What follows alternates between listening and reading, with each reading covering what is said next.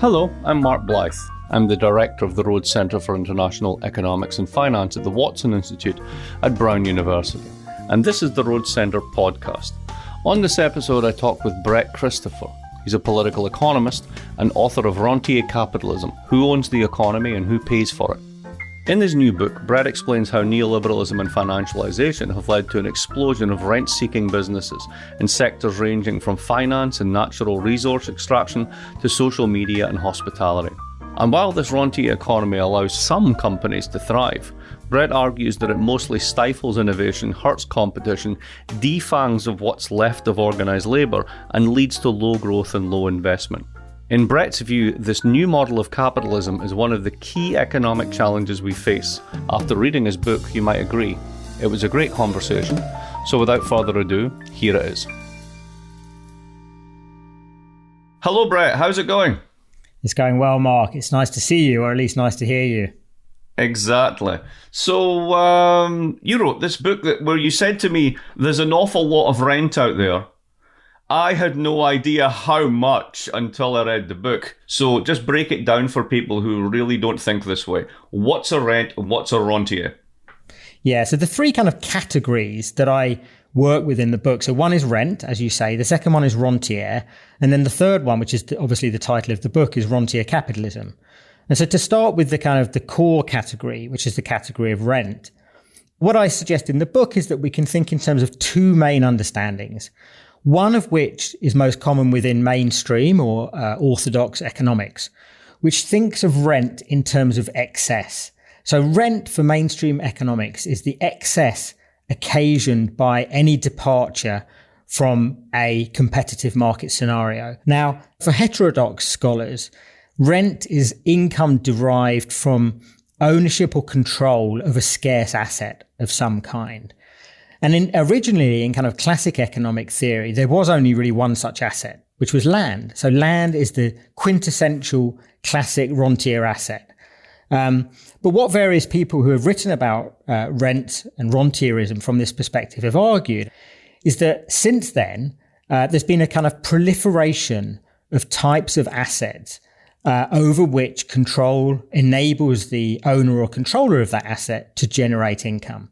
And really, the book is about showing that proliferation and really showing how those different types of assets and different types of rents have come to dominate the UK economy. But the reality of the economy today, certainly in the UK, is that far and away the biggest rentiers and far and away the most dominant and important rentier income streams are not those accruing to individuals, they're those accruing to companies. So it's corporations that are the big rentier interests today. And then last of all, rentier capitalism is the situation you are in when capitalism becomes predominantly about rent and rentiers. So a rentier economy, a rentier capitalist economy is an economy really structured or scaffolded around these key types of assets and the income streams, the rents that they generate. So two words that come to mind in this conversation. The first one is neoliberalism, right? And the other one is the F word, financialization. Yep. And what you're actually able to do in the book, which I think is one of the nicest moves, is to say, actually, yes, neoliberalism is a process. It's how we've created these assets that we now are able to generate all these rents from, and that's taken an outside position in the UK economy. Then there's the whole notion of financialization. Americans love financialization because, credit card nation on a micro level, stock buybacks on a macro level, all the rest of it. But you say actually financialization is just in a way the leading edge of rentierization. Can you give us a little bit of colour on that? Tell us how that fits, how you would think about those complex of issues. So you're right. I mean, I think the book is about rent and rentierism, it is also about financialization and neoliberalism. And I think that those three things, though often they get thrown around pretty indiscriminately and often kind of stand in for one another. Certainly in my interpretation, they mean different things. So if we think of the development of the capitalist economy towards becoming more and more dominated by rent and rentiers, then that, if we want to use the term, can be thought of as a process of rentierization. Well, one of those types of assets and rents that have clearly become more important across the capitalist world, not least in the UK, is financial assets and financial rents. And certainly not all, but when a lot of people write about so-called financialization, what they're talking about is the development of an economy that is more and more dominated by financial assets and by incomes generated through financial channels. It is probably the leading edge. So it's kind of been the kind of, in a way, the kind of pioneering vector of broader frontierization. So that's financialization. So sure, financialization is important, but it's part of a broader process rather than the totality thereof.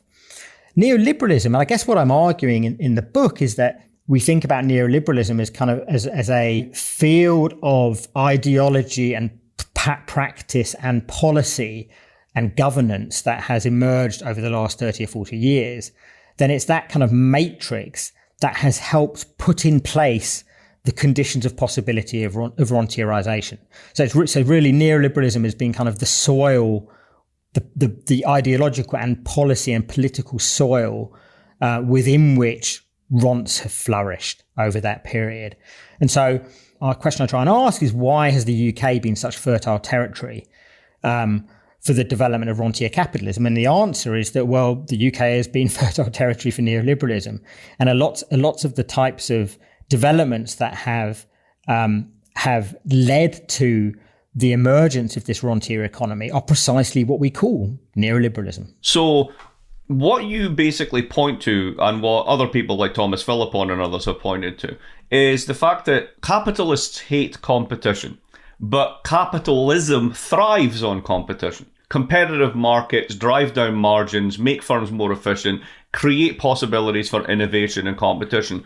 And if you're actually a firm, you don't want any of that. You want to be the only game in town, monopoly or monopsony. You want barriers to entry, and you want people to basically have to license what you've got without you ever giving it up. That's the core of it. Now let's do a walk through the key sectors of the UK economy in this way. Start with North Sea oil. Well, if you want to understand rentier capitalism, I suggest that the way to do that is to go into company accounts and look at balance sheets. And if you go to the balance sheet of big natural resource companies, whether they're oil and gas companies or whether they're copper mining companies or whatever else it might be, if you go to their balance sheets, what you find are pages and pages and pages of so-called reserve statements. And reserves are essentially natural resources over which they have secured some form of right of control to explore and extract and process that material through agreements with mineral rights owners. And they've come to some sort of agreement also about any taxation that will be applied. Now, in the UK, what happened in the 1970s in particular, but carried on through the 1980s, was that the UK government really put in place this almost ideal so-called fiscal regime whereby the natural resources lying under the North Sea were turned into incredibly valuable reserves for a very, very small number of major oil and gas companies in terms of cheap or free rights of exploration, in terms of very, very long concessions, in terms of having to pay, lower rates of petroleum taxation than almost anywhere else in the world. But really, North Sea oil was crucial to the development of the UK political economy, not just the economy, in the late 70s and the early 80s for all sorts of reasons. The most superficial reason was that it started generating lots of income. So in terms of GDP and so on, it became more important in that kind of very simplistic measure.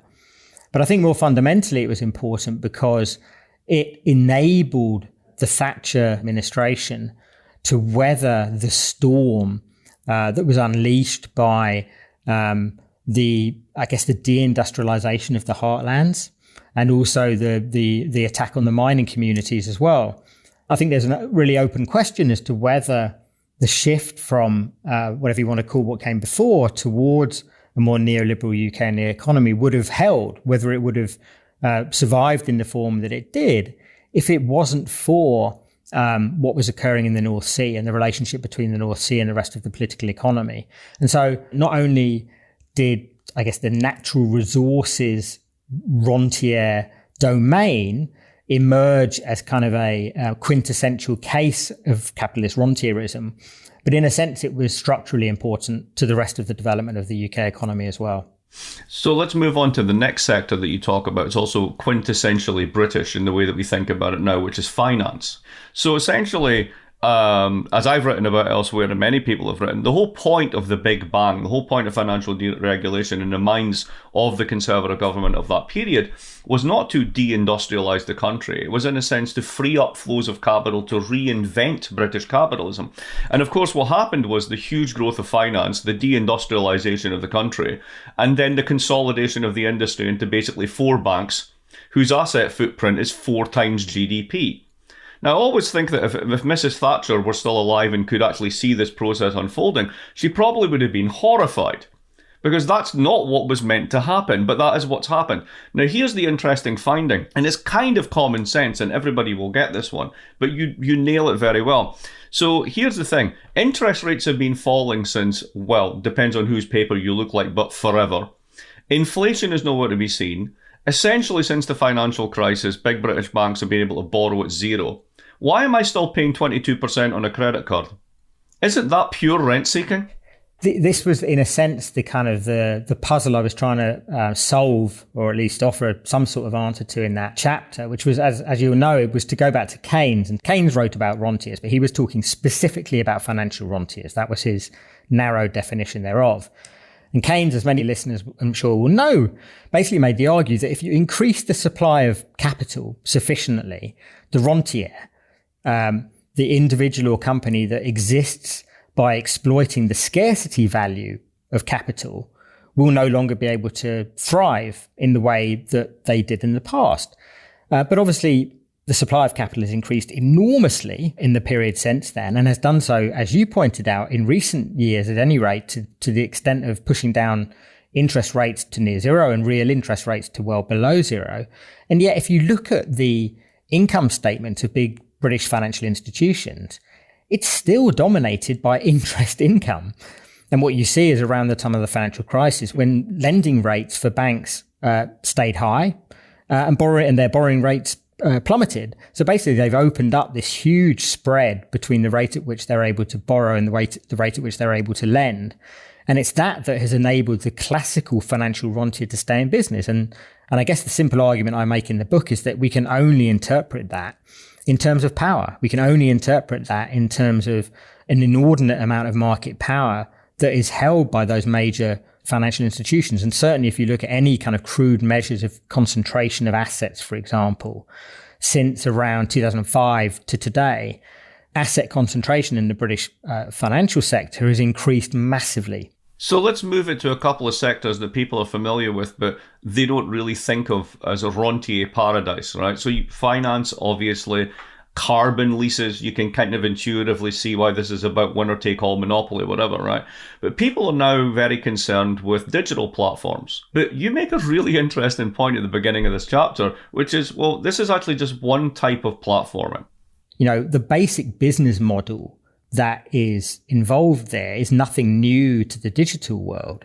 You know, this is basically about controlling the platform whereby capitalist trade of various types takes place. So it's about controlling the relationship, the interface of the relationship between different parties that are trading with one another, whether it's advertisers on Google's various properties trying to interface with people they want to see their adverts, or whether it's owners of shops or people running shops that are trying to interface with the people that visit the shopping centres, are all fundamentally about control of the spaces of trade. And in Google and Facebook, what they are trading in is consumer attention. Their customers are, something like 99% of Facebook's revenue comes from advertising, and I think Google's is only slightly less than that. But basically, they are trading consumer attention. That's what they're doing. As various people have written, and I kind of summarize this work, it's certainly not new work by me in the book, is that there are all sorts of really powerful reasons why once businesses in the digital platform space begin to develop a market advantage, begin to develop leadership, it becomes impossible for anyone else to compete.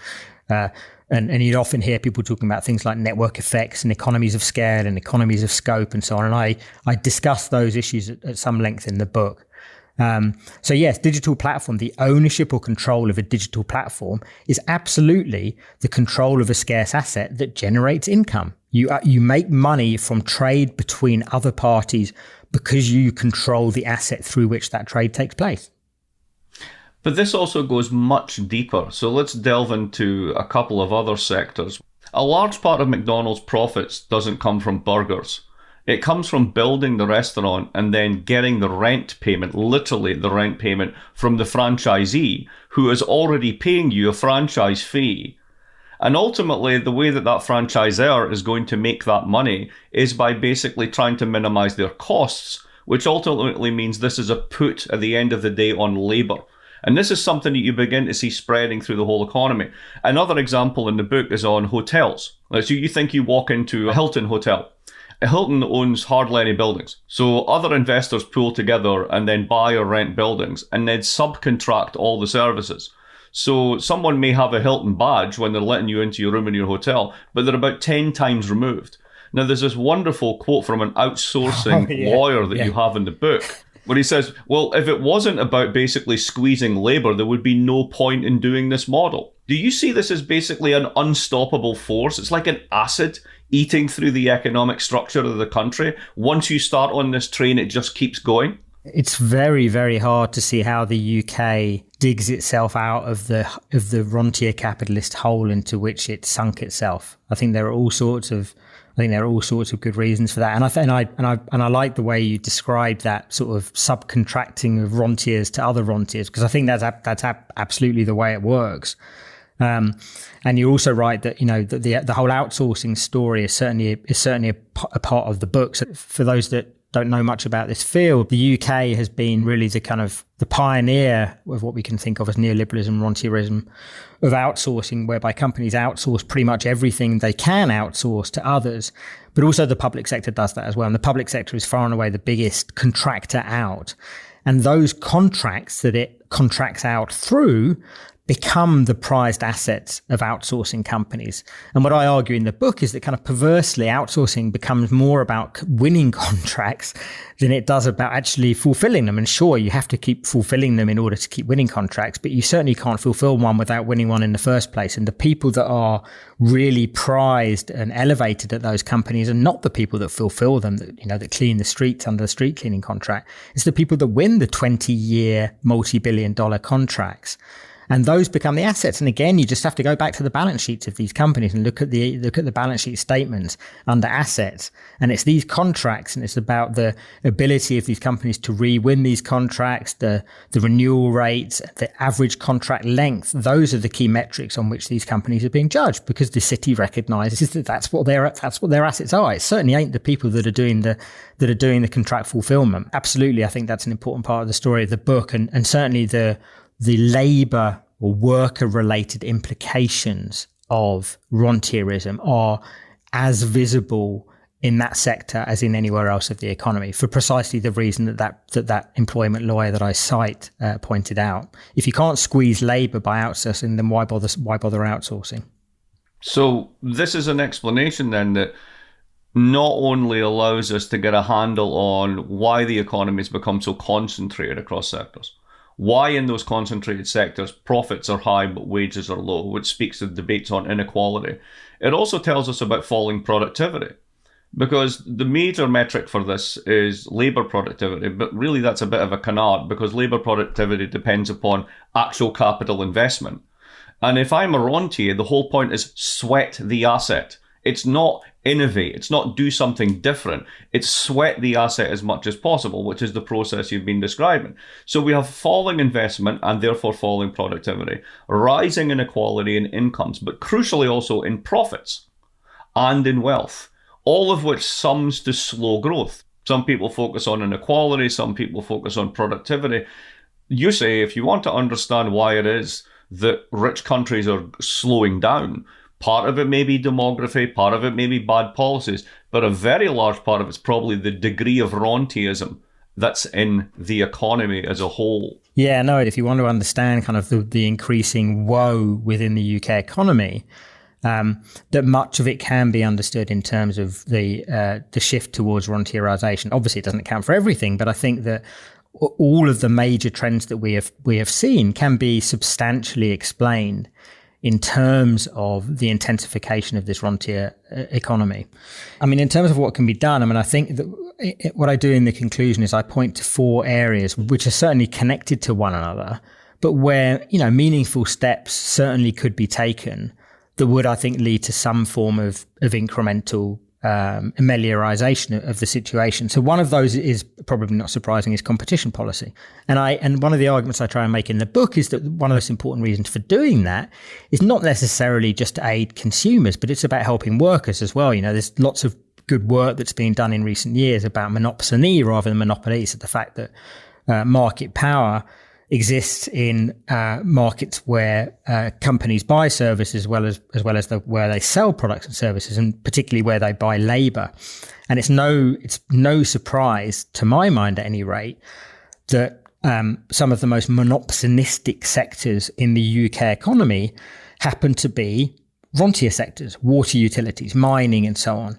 I think if you used competition policy in a much more aggressive way than has been the case in the UK over the last 3 or 4 decades, you can definitely do things to reduce the ability for rent seeking.